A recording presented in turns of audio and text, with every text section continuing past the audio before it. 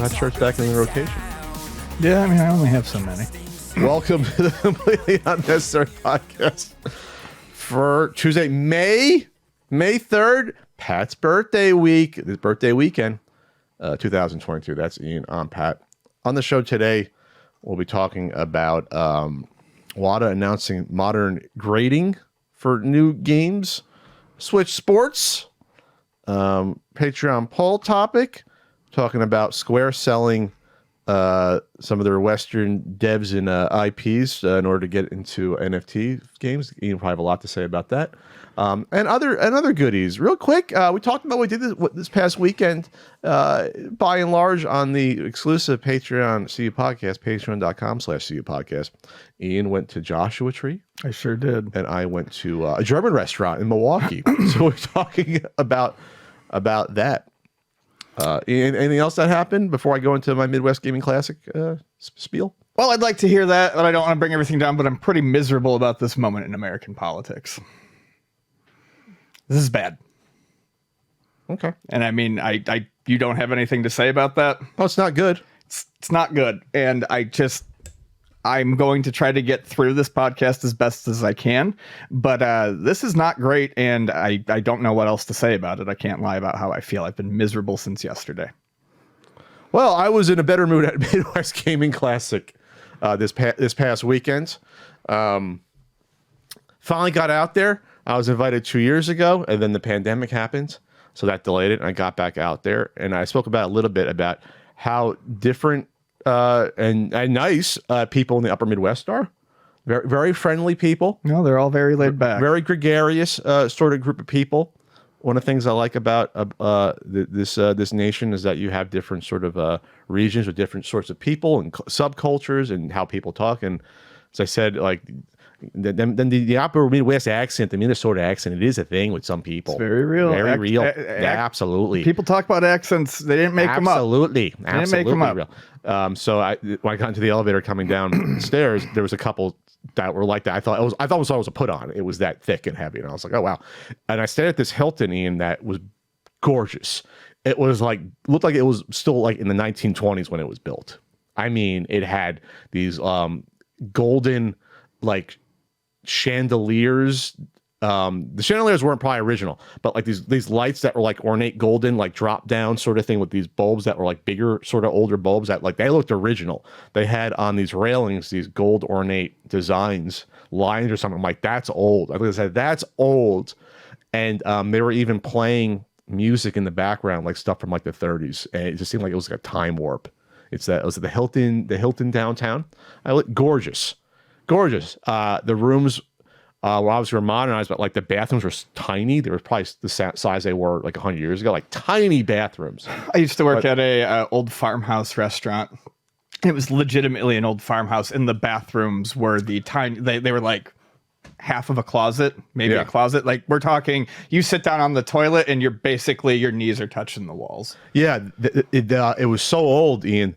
The pipe going to the toilet was coming out of the wall next to it. It was going laterally. I haven't seen that before in a hotel ever. You know what I mean? Like it was coming out like attached laterally, not from behind or up. So I'm like that. They'd never updated. Like there's probably too much trouble for each room to update the plumbing there. So well, also possibly if it's, I know in Buffalo, one of the main reasons they did not do the renovations on the old building was because it was grandfathered into older codes. Sure. So if you do once you start renovations, you have to redo you have to renovate everything. Yeah, so it was weird because like the toilet was like picture your toilet in your bathroom, but like there's a 2-foot pipe coming out the side of it attached to it. Yeah, I have not seen that before.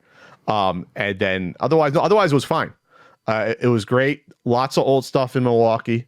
Even the flagpole. Like I looked down from my window, there was like golden eagles next to the flagpole that looked old. Like they looked like it was really old. Like everything was old. I loved it. They even had like a theater down the street, Ian, with like the oldie time, like the lights on the side, like the bulbs on the side going down vertically around. I'm like, that's old. They might have restored it, but I love that. I love sort of the older sort of Americana downtowns like that. And no, but it was a good time. One of the larger retro gaming expos, and probably the biggest one I have not been with. I haven't been to the Seattle one. I hear that one's pretty good.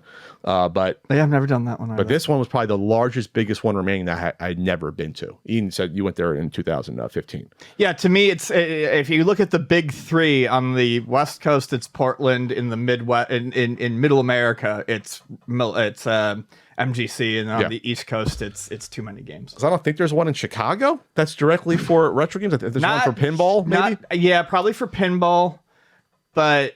I went to the MGC as part of a trip to Chicago, so sure. I think that counts basically as Chicago's big. Sure. Chicago just attaches itself to that. And then they like 50 pinball machines. Pinball machines were amazing. That's where I felt bad that you weren't there, because like the pinballs, new and oldie, and they had a lot of pinball machines there. Maybe more than 50. There was more pinball than arcade games. PRGE, according to their website, had 60 the last time we were there, and I would say that that's probably about right. Mm-hmm. But I know MGC definitely gets out some unique ones. Whereas like Portland's great, but like you kind of have an idea of what you're going to see at Portland. They have moved on to some newer stuff, but I took a picture when I sent to you. I know that MGC is going to get some boutiquier stuff. There's literally one. Thanks for reminding me. There's one I literally took a picture I had not seen before. That now I'm going to try to scroll back. Someone gave me Baywatch companion screensaver, Ian. Oh, very nice. Sealed there. I thought that was, since we were talking pinball, I thought you were going to say it's a translate, and I was going to say that would be okay. Cool. Let me see it. Police Force with lions. You ever seen that one before? No, I haven't. Is that a premiere? It's Williams. Huh. So that's what I mean. I saw ones there I had not seen before.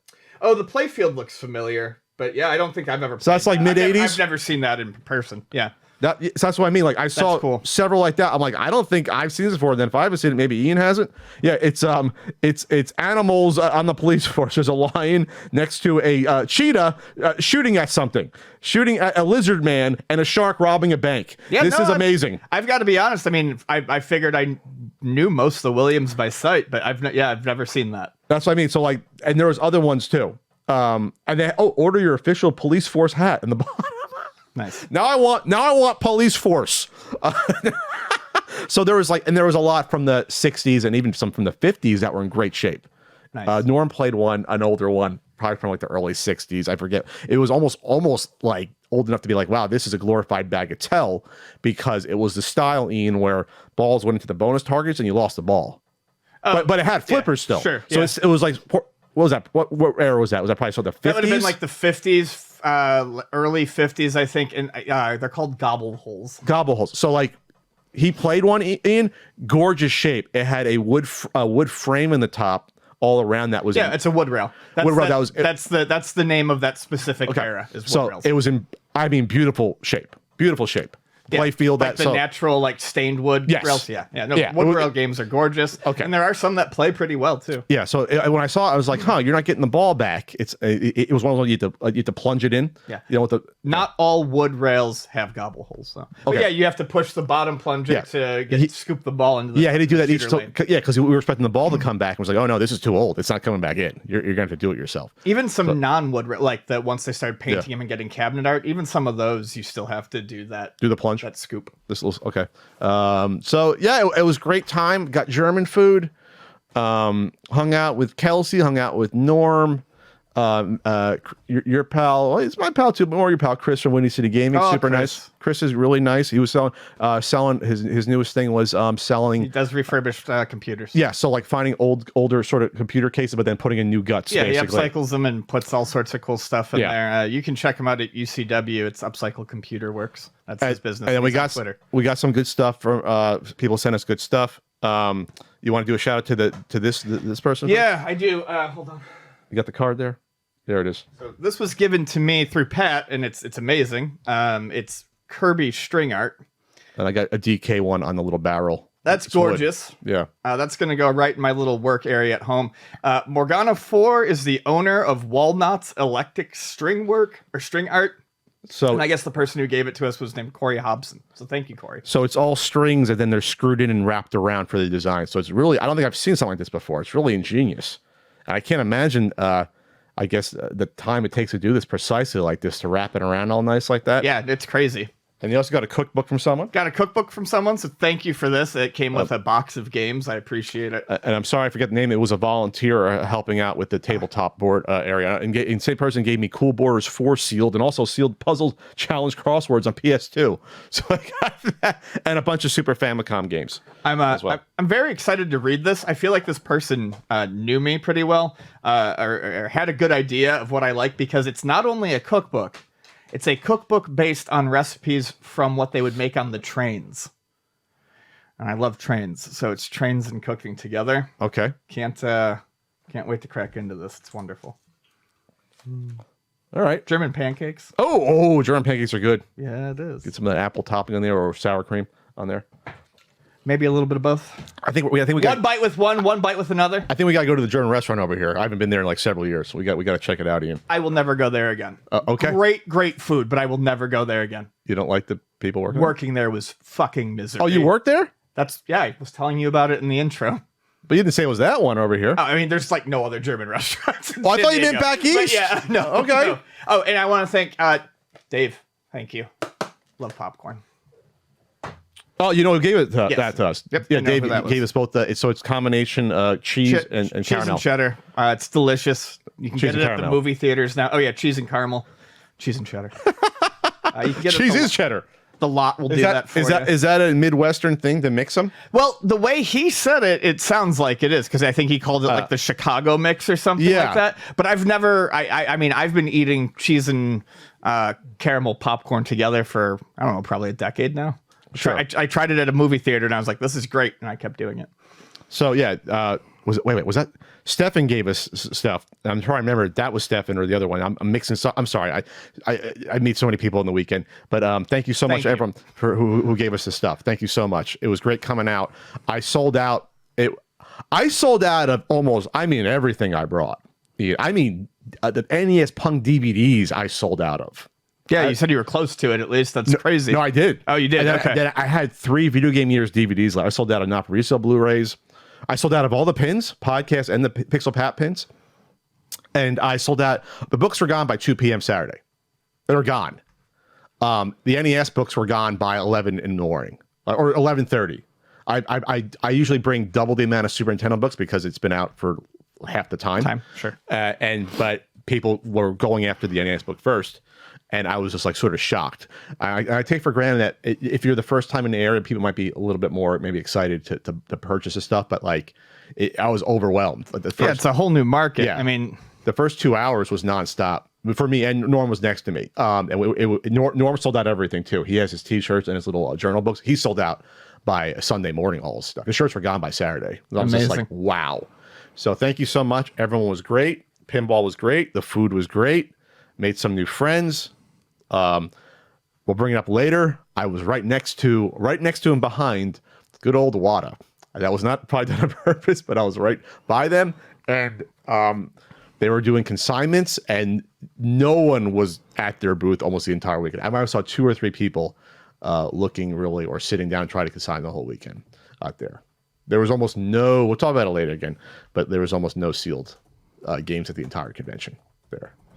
yeah, I don't think it's the market for it. I mean, as you said the other night when you mentioned this to me, no place is the market for it. I get that, but I think in particular, MGC is a place where people go to play old games, not slab them. The vendor area was kicking though. There was a lot of good stuff. Oh yeah, people were buying. Sure.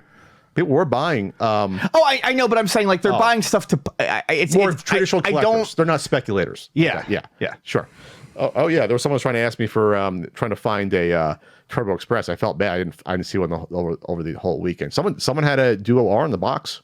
One of the vendors. Nice. There was like three or 4 vendors had Turbo stuff.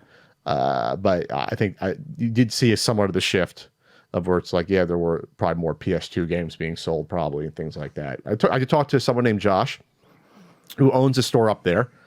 Forget the name of the store, but has, I think he said, kind of hard to believe, but he said, yeah, I have like over 10,000 PS2 games in storage. Basically just buys them and sells them. But they said that's the seller right now is PS2 games. That's the big thing right now. And that's what I always said when I worked at Luna. That's like I left right as PS2. I always say around 22 years old is like when people start. Go 20 years back. Yeah, buying all that stuff once they hit like 2022, and we are right at that point now with the PS2. We're right smack dab on 20. Absolutely. 21. Switch Sports came out over the weekend, and unfortunately, we were both traveling. If I was home this past weekend, I would have bought it and played it. I'll try to get it this week and check it out. Yeah, I would have too. I was not like as thrilled about it as other people were. I just don't necessarily love motion play in my games, but I do love Wii Sports Bowling, and I will absolutely buy this just to play bowling over and over. I love the baseball game. I thought the baseball game was fun. Not on this, unfortunately. If it was, I mean, it's not a popular one for most people, but I enjoyed it. Well, so Switch Sports is out and it's getting okay reviews. It's got like a 74 right now on Metacritic, and even the lowest reviews say that it's still fun, but basically it's obviously not going to recapture the hysteria that it got on the Wii because motion controls were new. Motion controls, that was like your first experience with motion controls. We've seen the entire lifespan of motion controls since we first played Wii Sports. Yeah. From them being popular and then everyone trying to copy them and then everyone getting sick of them and now basically no one using them again unless it's like VR or something. I still give Sony shit from it. They made fun of it, then they try to copy it and no one cared. So I think it is interesting that this is still something that people after all that are enjoying. Sure. I did feel like this was going to face some pretty... it was going to face a fresh set of eyes in terms of criticism. So, yeah, I'm happy to, see that it came out and people are liking it and I want to play it. But something is exactly the same between now history and repeats then. itself 16 years later. So Ars Technica is reporting Nintendo Switch sports players are breaking TVs like it's 2006. And so they say so far these new reports of virtual sports related accidents are limited but dramatic. What is this writer's name? This is from Kyle Orland.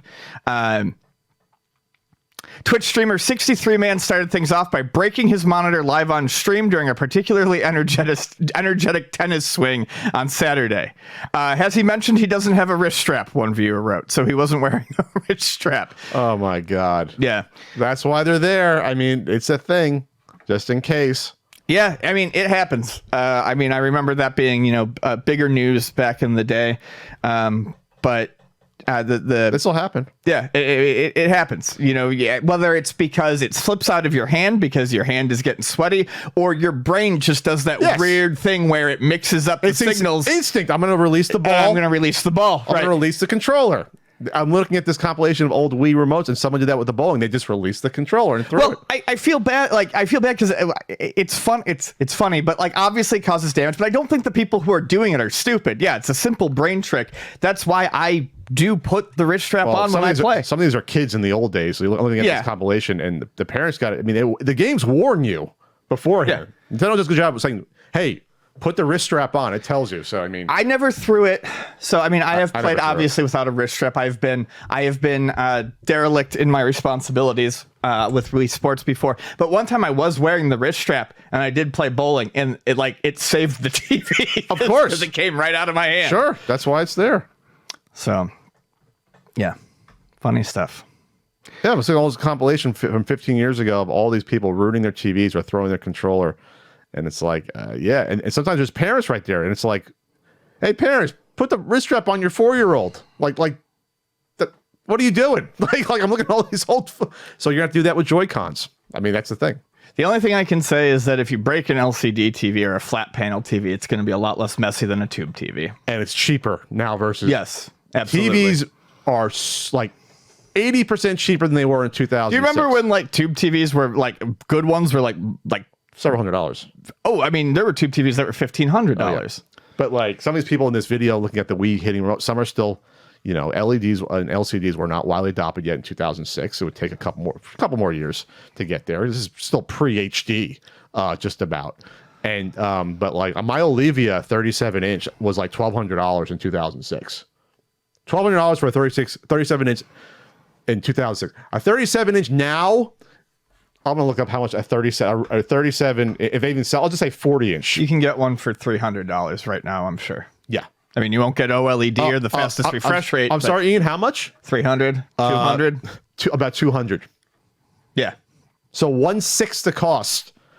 I can get an Insignia 40-inch LED for $180 with $50 off at Best Buy right now. So that's like the one positive is that it won't kill you if you break one of your TVs, but you should really use the wrist strap. Yes. But it's supposed to add. Well, it's supposed And to heaven add, forbid you have a nice TV like fucking OLED. Oh yeah, those are more expensive. An OLED is more expensive. Those are still in like the $1,500 range for a nice big one. But a regular LED, they don't make LCDs anymore. It's all LEDs. Oh yeah, it's LED. It's cheaper and better tech. They're all You can get a 43-inch, 260, 230, 40, 42. Yeah, you can. Like these are like 4.5-star TVs. Like there's just you can put a TV in every room nowadays. It's like what the hell happened with tech there? So what are the Switch Sports games again? That's a combination of the resort and the it's got 2 from resort and 2 from the original. It's got the kendo. I can't remember what they call it, but like the sword fight, and volley. The sword fight and Chambara. Tennis, bowling, volleyball, badminton, and football. Or soccer. The badminton is also from Wii Sports Resort. I believe the volleyball is new and the soccer is new. The soccer thing you can put it on your you strap it to your thigh and you kick. I saw a commercial with that. They have Jessica Alba's been pushing this with her family. It's weird to think of Jessica Alba being older, having a family. It's like, how old are we? Because she was always like 20 years old. And then golf's coming out later in the year with a free update. Golf was always fun too. Golf was very fun. I would have been more excited about this if golf was included from the get-go. I'm hoping for baseball because these are simple games. Hoping for baseball. I don't need boxing. It'd be fun. No, the boxing sucked. Boxing, well, because the nunchuck never really worked that well with motion as well. Boxing sucked, and I'm not particularly excited by soccer with the additional gimmick, but if you want to throw them in, everything else could be interesting. We can get baseball, and if you want to get back boxing as well, but definitely baseball. I'd be into. That was fun to do like a home run derby thing. Yeah, back then. And then they have maybe I'll pick it up today. And then you can use what is this? Alongside Mii's new avatars called Sports Mace have been introduced, which have detailed hair and face as well as arms and legs. Give me the old Playmobil style Mii's. That's the ones I like. You can use normal Mii's. There is a way to do it. Yeah. Okay. I never brought my Mii over from my Wii to my Wii U, did I? You had to do like the transfer. Yeah, I don't think you did. There is a way to make a Mii on your Switch. Vonnie showed me, but I just can't remember where it is. It's like hidden. WB is selling off basically all of their games, all of their game studios, which the big one for me that I know of is NetherRealm, behind Mortal Kombat. And then they're also getting rid of Rocksteady, which was responsible for the Batman Arkham games, WB Games Montreal, Monolith Productions, and Avalanche Software. These, like in terms of games, that would be like Hogwarts Legacy, Middle-earth, Fear, Mortal Kombat, Batman, the Suicide Squad game, all the Lego games, which I did not know were under WB. Although I guess that makes sense. Free-to-play and mobile games. So that's what they're getting rid of. And this comes on the heels of Discovery, the Discovery buyout. We talked about them shaking up the whole DC stuff in the movie, so they're shaking up the whole company. Yeah, so everything is getting fucking changed right now. So they're going to sell this out. I mean, they realize we don't want to be in this business anymore. We'll just license out our properties to be made, and so you're going to have bidding wars for probably some of these studios. I mean, that's what's just going to happen. It says in addition to selling their studios, Warner Bros. Discovery are reportedly looking to license their IP to other publishers, similar to how Marvel does it. Less overhead, less to worry about. Yeah. Why have an entire games division? Yeah. Like, why have to worry about it? I mean, it made sense. It looked like, looking at because obviously they own they own the DC stuff, so they keep it in house. Right. I did not know they had the Lego stuff. Lego IP. Do they have that for everything? Makes sense. It's a lot of Warner Brothers properties and then, Mortal Kombat, and then you have fucking Harry Potter stuff, which they make all the movies. So I get it. New sheriff in town. They're trying to streamline probably, and that's honestly, it's totally different creating movies versus video games. So I can see why. they're doing that. So well, we'll see how it turns out. We'll see if some of these become exclusive to some maybe Sony will try to buy a couple of these. Maybe Microsoft will. You know where you can get exclusive C podcasts and Pat the NES Punk merch? Where? UltimateNintendo.com. You can go there, Ian. We got the enamel C podcast pin. We're running out of them because I just sold a bunch this past weekend. Pat Pixel pin. We have 12 of the podcast pins left. Including this one. No, not including that. So that's 13. And we will likely do a rerun, but, later this year probably. So we'll see. Yeah. We'll see. See. The Yoshi prints are gone. Thanks for buying all the Yoshi Combat prints. Combat. And I got the books, the certain NES Super Nintendo guidebooks, RBI baseball stickers. Those sold out Saturday morning. I brought about 13, 14. Those all sold out. She brought the whole roll. Bring the whole roll. I'm not bringing 2,000, Ian. If they sold out by Saturday, you could have sold a whole lot more. 1,900 a week. I should bring like 30 or 40. That's what I should have brought. But then unwinding, it's a pain in the ass to cut them up. It's a pain. Sure. And I'll be on. You really want me to bring the whole roll? I'm just saying it's not like it's that raffle big. ticket. It's heavy, Ian. Come on. I don't pack light. I'm trying to have you make money here. You left money on the table, Patrick. I will make us more about the books. How much money left on the table? Not shipping enough books. And I'll be on Twitch Wednesday, twitch.tv/CountryCode. Maybe it'll be a birthday stream. I don't know. And then I'm on Cameo, cameo.com/Pat Contry. If you want me to wish your mom a happy Mother's Day this Sunday, I'm the guy to do it. Ian, why do esports athletes have a short lifespan? They don't have a short lifespan. Oh, lifespan. Their careers have a short. The esports athletes themselves do not have a short lifespan. So it's interesting. This is actually a pretty interesting article. I read it. This is from the Washington Post by Jonathan Lee. They start off talking a little bit about fatality. When we were younger, like when I was graduating high school, fatality was kind of like one of the first, I'm not going to say the first, people will argue it, but one of the first big name, well-known pro gamers. First one I've heard of. He had a whole line of creative Sound Blaster and products and things like that. He was licensed and all that. Oh, yeah. They licensed him.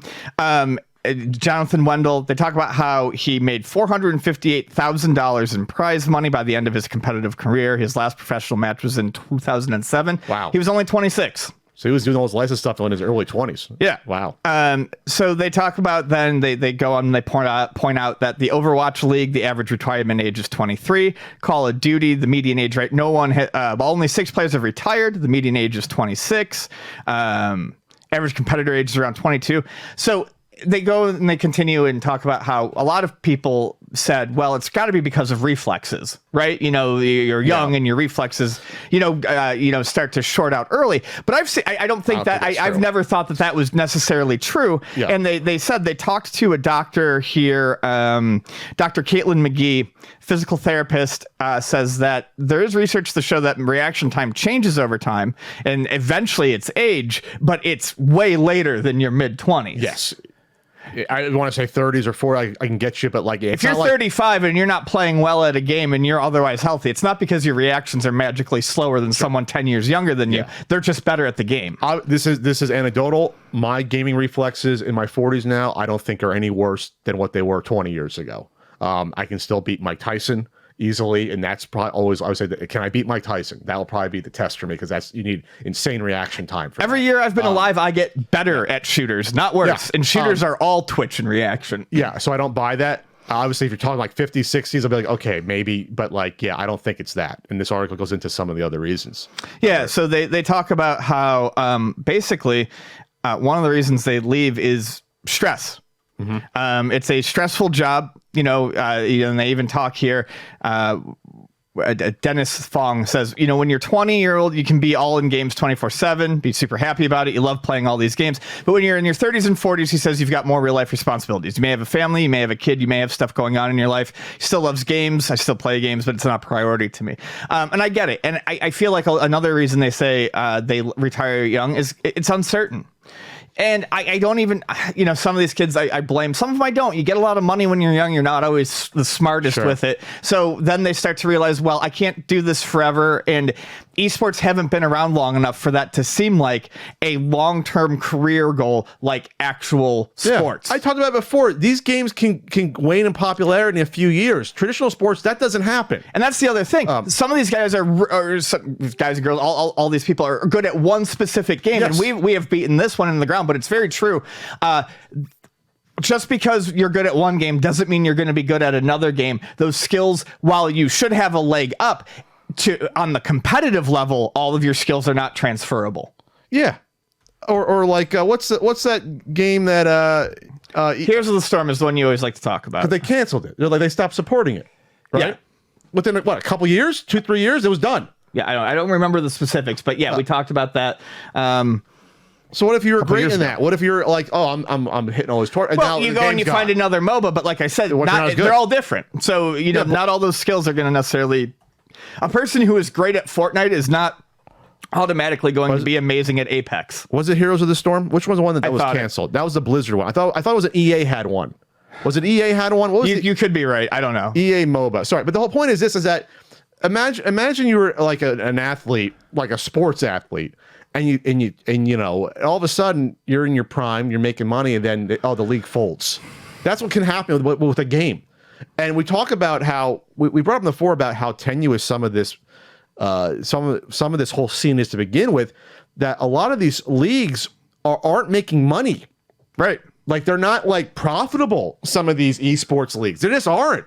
There's not enough outside advertising and interest to keep them afloat.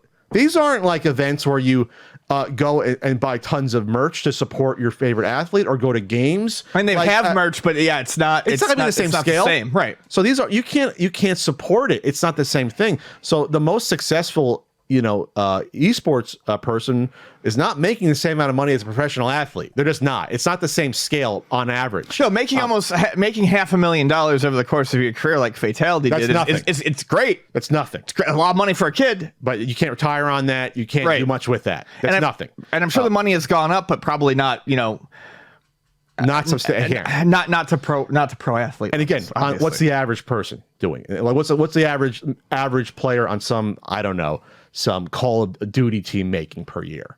Like it's not going to be enough to retire on after playing a few years versus you play 5 years, 6 years professional sports. That's enough usually. It's enough usually. You make some millions. You invest it properly, you're fine. So there's all these factors here. The one thing I wanted to bring up too, I'm not sure this article gets into, is I would say the amount of repetition that's probably involved in playing these games, you probably get burnt out. You're doing the same thing over and over again every day for 365 days a year. Yep. No off time like in sports.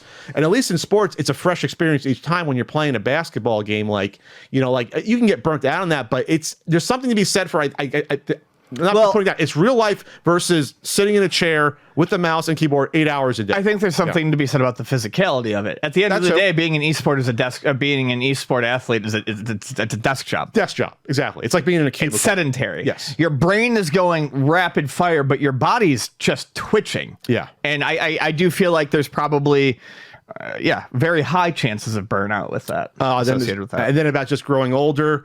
This is a quote from who did this quote. Here's the quote. When you're a 20-year-old, you can be in all games 24/7, be super happy, right? Fong said.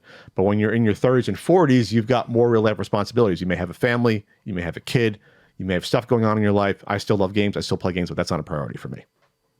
That's the thing, too. Yeah. Yeah. Like, you can't dedicate to be really good at these games. You got to dedicate several hours a day just to probably keep up with the new people coming in, trying to knock you off. It's totally different than athletic sports. Totally different in terms of how that works. No, probably almost no downtime, and you're just always stressed about it, and you have to always perform at the top of your game. And you have to play every time there's an update because you got to learn like where they change stuff. Yeah, I mean, imagine if football updated its rules, Sure. Fucking 4 times a year. And it's not like, a professional sports team, baseball, you have up to 40 guys. Football, you have like 50, 60 guys. It's not like you have like stringers, second, third, fourth stringers. So if you get worse, you're in reserve. No, you're just gone. Like that's your career. Right, there's no bench riding. Yeah, I mean, like, I'm sure there's a couple alternates they keep, but like, you're done. Like, you're just done. Yeah. So it just seems like something that would be fun to like be a part of. Then once you get into it, it's like, what did I wish for? Like, now this is hell on earth. Yes. At least to me. Yeah, I just couldn't picture doing it myself. Let's see. This guy, Brandon Siegel Lawrence, is a Twitch streamer and one of the early trailblazers in the Overwatch League. During his time with the Dallas Fuel, Lawrence recounted practice with his team 10 hours a day, 6 days a week. Barf. I know 10 hours a day. At what point is it diminishing returns on your psyche and getting burned out? That seems nuts. Yeah, I want to make it clear here that I don't think if you're an esports player, I have nothing negative to say about you because you really are doing. I would burn out on that. Like that does not sound fun at all. Wow. 10 hours a day of practicing. 6 days a week. There's no off time. Yeah. Like you can't do it. 10 hours is your whole day.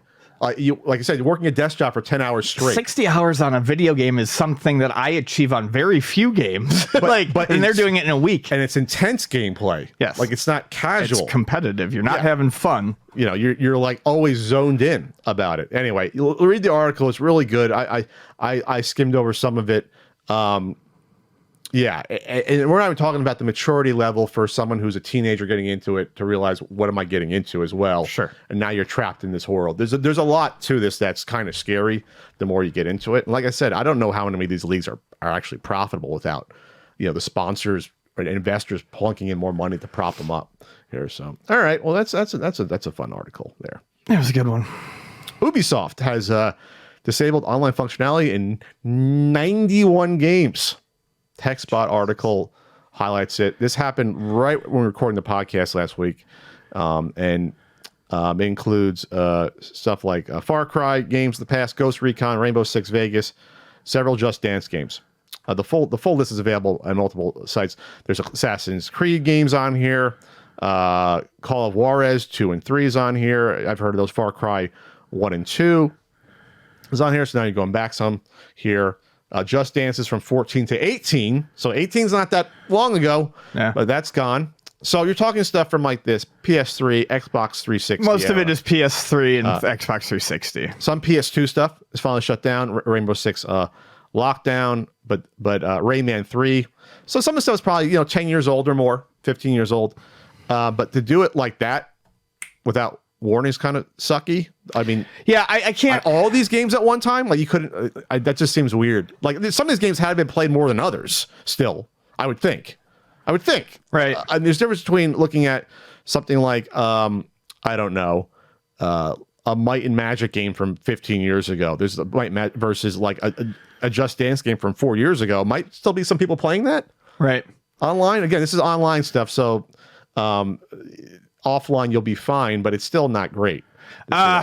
Might and Magic Clash of Heroes, they shut down the PC multiplayer. That sucks. How old is that one? Huh? How old is that one? Pretty old. It's a puzzle game. It's a really good puzzle game. Playing against other people is a lot of fun. Prince of Persia: Forgotten Sands. Yeah, I mean, looking at this list, a lot of this is Scrabble 2009, Ian, that was your go-to. In a world of things getting delisted, none of this surprises me. It would have been nice if they'd announced But something. all at one time. Yes. Flipping a switch is kind of weird, Some are only losing online features on selected platforms. Okay, Just Dance 2016 through 18 is dropping online support for PS3, Xbox 360, and Wii, but it's still good for Xbox One, PS4, and Wii U. Okay, so at least... It's a sad reality. Oh, boy. And Ubisoft, in this quote in this article, they're attracting takeover attention from private equity companies. So it says, unclear whether that is anywhere related to 91 Games online services being shuttered. I don't think so. I don't picture that being a huge amount of money to keep these servers up. But what do I know? But I don't think that would... When I see stuff like 360 and PS3 stuff go down, it makes sense to me. On some, I wish it wouldn't, but on some level, I understand it. It's when I see PC stuff lose its online service. That's where it kind of hurts more because people are still using PCs. PCs are an internal system. Yeah. So I would assume that they probably would not purposely cancel a popular game. So I'm not sure any of these had a ton of players, but yeah, at the end of the day, it's weird to me that they would stop anything on the PC. I just can't imagine that it costs a ton to keep that up. I don't know. It's almost like when you like a law, like you got to go at least 15 years after the release of the game. 15 years. Some of these games are not 15 years. Some are, but some are not. I think 15 years is a bit much. I mean, there's always going to be extenuating circumstances. Give me 15 years. Give me double the lifespan of the system. Usually, the system's like 6, 7 years around there. I'll meet you half. Okay, yeah. Come on, Ian. Help me out here. Whatever. I'm trying to be good for the people out there. Power to the people. Let's go 12. Let's go 14. Sold. Fine. Okay. It's my final offer. 14 years after the game's released. Okay. Wata. Oh yeah. Who I was next to and behind at Midwest Gaming Classic. Almost nobody at their booth because no one cares. They announced, or Collectors Universe, the parent company, announced that they are going to be grading modern games. It was announced on their Twitter, Ian. I have a link to them to the buyout. So let me go to the Twitter. Sorry, I had the wrong link there. That's okay. So it includes PS3 games. Xbox One games are on that list. And I'm not shocked that they would go there and start doing this. But let's realize what that means and what does it say. And we've seen this with comic books. Grading modern comic books has been around for a while now. Sure. Well, I mean, and let's also remind people that this is something that Video Games Authority does too. Yeah. Oh, yeah. VGA has always done this. Yep. But at this point, VGA is like who uses them, who talks about them anymore. Does. It's like what is it? So, did you find it here? Where is it from? Like last week or so? This happened like before. Oh yeah, it's from April 15th. Wata announces modern grading. We will be officially launching our modern grading service soon, which will include 7th generation on video games up to now. The eligible consoles for modern grading being added include PS3, PS4, PS5, DS, Xbox One, Nintendo Switch, Xbox Series X, Ian's favorite one. Join the modern beta launch today. We have tested our modern process with select high-volume submitters over the past month during a beta grading phase. If you'd like the opportunity to participate in the second phase of our beta launch, we will whatever, fuck off. So I guess... How you grading that shit if you got a backlog of retro shit? Yeah, you're up to a year behind on stuff. I mean... And so when I see this seems like a really weird time to announce that because if they're so far behind that people are considering lawsuits... Mm-hmm. Why? I mean, that's going to open floodgates.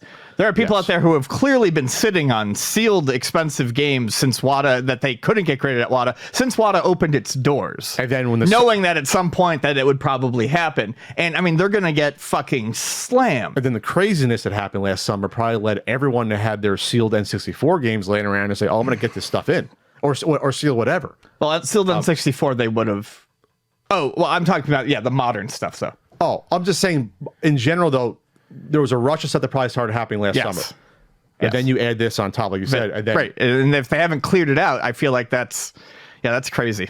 I don't know. It's funny when you look at, there's 103, they got ratioed, of course.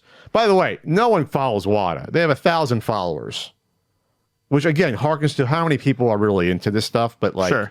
And probably a lot of people are hate following them. I'm not following them. The first response, so I go buy a brand new game off the shelf, have it graded and sell it for 10 times the price. Yeah, gotcha. That makes total fucking sense. This is what happens this is going to happen. People are going to try to get into the mode of doing this for like your favorite franchise, maybe your favorite Kirby game, Ian, you want to see slabbed. Sure. The issue is this, with modern games in the past 20 years, you can find these games, unopened more easily. Right. And especially the past, 10 years? Are you kidding me? So is this going to be like how people started doing in the 90s when the bubble happened, where I'm going to buy one to read and one to keep unopened and pristine? I mean, that's going to help the people making the games, I guess, but this is not going to end well. Like there's going to be very few modern games that'll be a quote unquote investment. Very few. The more people get in on something, the less likely it's ever going to be worth more in the future. Yes. Yes, we can look back at the 90s. There are definitely comic books in the 90s that are worth money. Every comic book? No. 99%? No. No, they're worthless. That's why you can walk into a place like comics and stuff and find good stuff in the dollar bins, because even good comics were printed en masse. Like, yeah, it's ridiculous. Oh, that Daredevil comic, they only did 10,000 or 20,000. Even those aren't really the Fall from Grace one, whatever. The one he went all black and dark in the early 90s. Oh, yeah, yeah. You know what I'm talking about? Remember that one where he finally killed the Kingpin? Spoilers. They could kill the Kingpin finally. Yeah. It was fun. Matt had fucking enough finally. It's like, I'm done with this. After all those years, I'm gonna kill this guy, which Batman should do with the Joker. Batman doesn't kill. Well, maybe he should have. Maybe you should think about that. Maybe he should have thought about changing that rule for maybe not for Poison Ivy, but for the Joker anyway. Right. So this is just. I mean, I'm not surprised to see that, but they've had a lot of announcements lately. They announced they had someone come on board for authentication on April 14th. That's great. You probably should have had someone like that years ago, but there you go. You got that. And their population reports. And now they're trying to tweet about, hey, check out the graded NWC controller. I don't know, Ian. This is going to be a weird thing happening. Yep. But you're never going to be family friendly or like, oh, check out this Resident Evil. Did you know Resident Evil was a game series? Well, Wata, you don't care about game history, so who the fuck cares? Like, don't tell me about your tweets about, there's only 3 graded copies of this 8.0. Enough.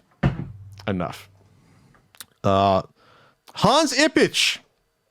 It was reported that he's no longer the president of Intellivision Entertainment Europe, or whatever it is, INTV Europe, Intellivision Entertainment US. So there was a subsidiary, a separate company started in Germany that Hans was the head of in order to help secure all that nice Bavarian grant money.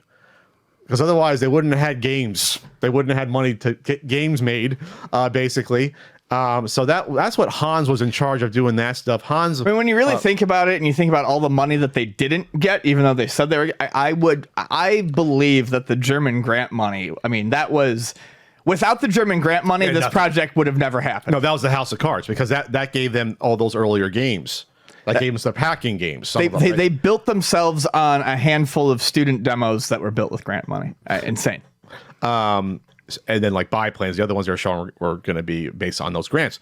So Hans supposedly wiping his history. Yeah. He deleted, most importantly, he deleted the picture of him upon receiving the Amico in the mail, the one that John Alvarado boxed up and we talked about. He said it was a unique and emotional experience. Oh yeah, to have it arrive. He even specifically said to pull the HDMI cord and controllers out of the box, hook it up, and play the 15 included games with my family. And said it was a unique and emotional day. He deleted that. He's cleaned up most of his Intellivision stuff in general. Someone DM'd him and asked about the situation, and he said, "Oh no, I'm still on at Intellivision. Still on at Intellivision. Yeah. I've just taken a different role."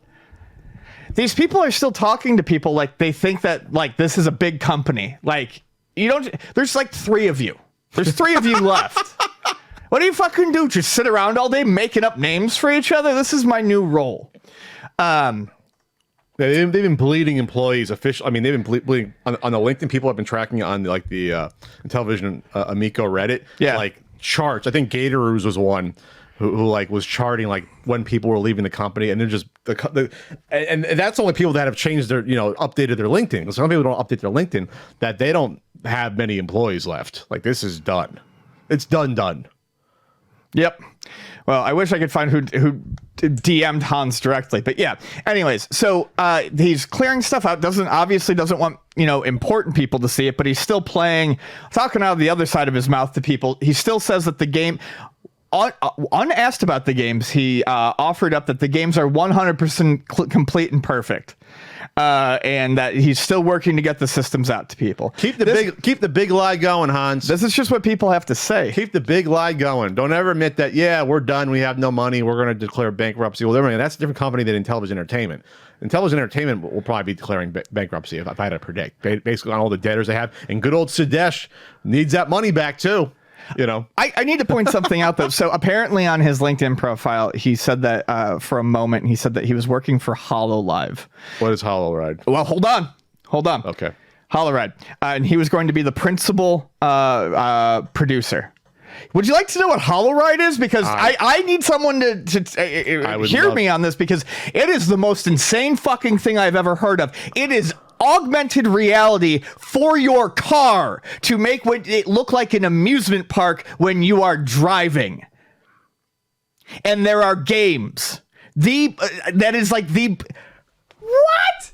How dangerous is that? Who the fuck thinks that's a good idea? That's got to be a joke. That's a real thing. Hollowride? Games! You will play games while you're driving. Not for the back seat people, for like up front? Yes! What? No, that can't be real. Pat, look it up. Hollowride. It's Hollowride.com. insane. My jaw dropped last night. Hollowride.com. HOLO ride. Ride.com. Turning vehicles into moving theme parks.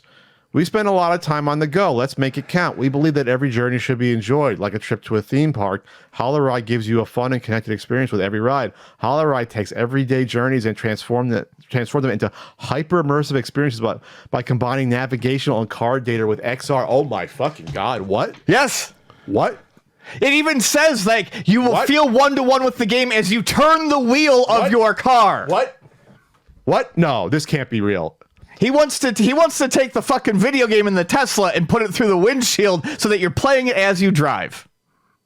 There's literally a picture of a guy in the driving seat with a fucking and the passenger, both of them with the fucking VR headsets on. AR goggles, yes. Yeah, this is fucking insane. This is insane. Has the man ever had a fucking good idea in his life? What? So if you run over a child in real life, a fucking points balloon is gonna pop up. They'll be like dinosaur creatures, little cute dinosaurs. They'll be Kirby's you hit.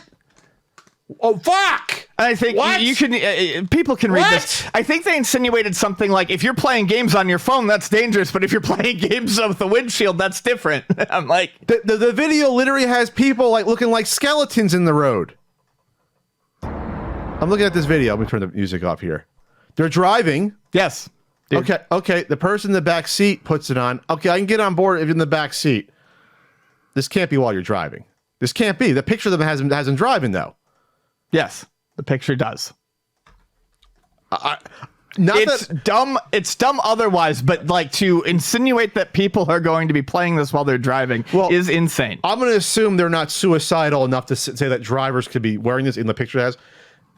The one thing about motion in a car, though, I was trying to watch a video on my phone in the car. I was starting to feel queasy because it's like one-to-one and you try to refocus.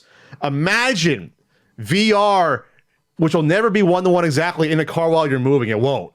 It'll be off a little bit. You're going to get sick like instantly. I would say that, or close to it. You know what I mean? Like, I remember playing the Radio Shack Highway game, getting sick, looking at that little screen of the car going back and forth.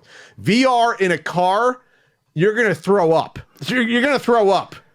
It's going to be, this is nuts. Okay, looking at this picture, maybe that is not the front seat, but I sure fucking saw it as two people driving with it. And it doesn't say anywhere on here that it's for passengers. Okay. It just seems like a bad fucking idea. This is fucking terrible. Yes. Because even if the driver's not wearing the lens, if you're playing a game, you're totally going to have multiple people in your car yelling at the driver, turn left, turn right, like screaming. Yeah, and it's just like, can we have some interaction in real life while we're driving? Like, if I'm driving a car, I want to talk to someone next to me, not have them look, I'm looking at, I don't know, ostrich out eating in the distance. You know what game I used to like playing when we would go on road trips? What do you? You name an animal. Okay. Like elephant.